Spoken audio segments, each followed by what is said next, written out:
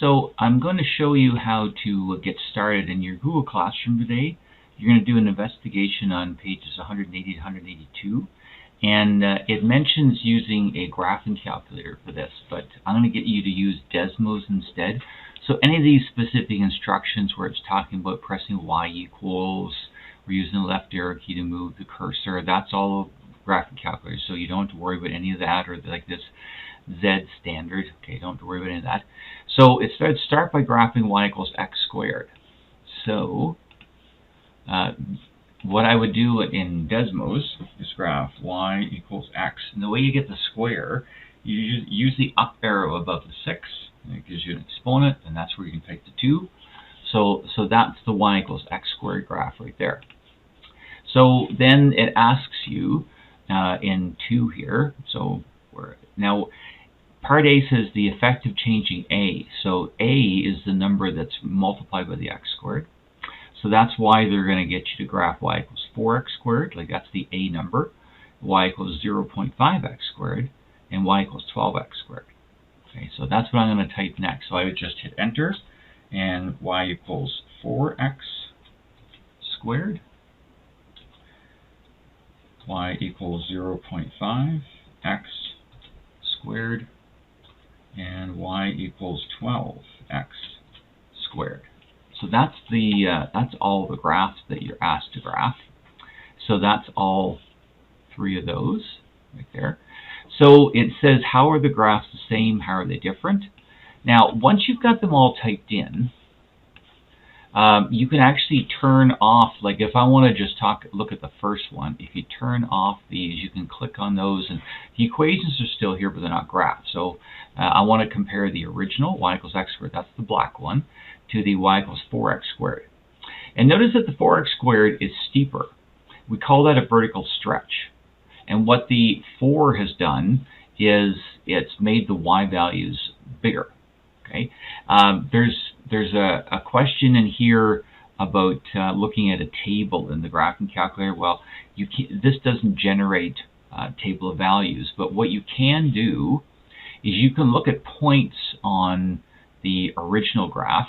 Okay, so for example, that point, if I click on it, okay, actually, let's see here, Y equals X squared. See, this would be 1. So if I click on 1 there, see, that would be 1, that's 2. And you can see that that's the point 1, 1. It's hard to get it right on. There it is. So actually, if I go here and plot, just so you can see the points more easily. So 1, 1.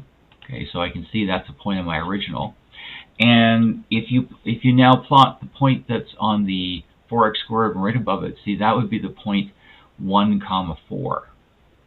Okay, if I get, there we go, 1, 4. So let's plot the point 1, 4.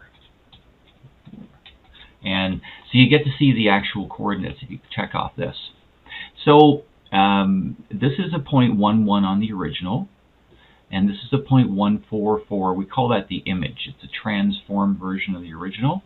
And notice that the X value is the same because they're like vertically on top of one another. But the Y value, and this one is 4 times larger. Okay, now it is 3 bigger, that's true, but there's a multiplication factor going on here. So the Y value gets multiplied by 4 because that's a 4X squared. Okay, so for example, if I change that to a 3, okay, so the point's too high now. I'd have to go back and change that to a 3. And you see, on Y equals 3X squared, the Y values are 3 times bigger. See, the Y value is 1 here, the Y value is 3 here. Okay, so that's the kind of thing you're doing here. So now if I wanted to compare to the 0.5X squared one, and we could turn these guys off here if we want. So Y equals X squared, again, everything's color coded there, that's the black one. Y equals 0.5X squared. So notice the 0.5X squared, this blue one, it's wider. It's like it's been compressed vertically or stretched horizontally. Okay, so that's what that 0.5 does. Multiplying by a number smaller than 1 makes it not as steep, okay, less steep. Now if I turn that, so let's do the 12X squared. So see, this is the original again, the black one. So the Y equals 12X squared one is very steep. It's steeper than the 3x squared one. See, the 3x squared one is here. The 12x squared one is even steeper.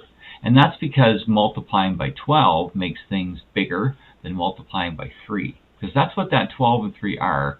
They actually make the y values 3 times bigger or 12 times bigger. Okay, so that's the kind of thing you're doing in this whole investigation on page 180 to 182. And I hope that's useful.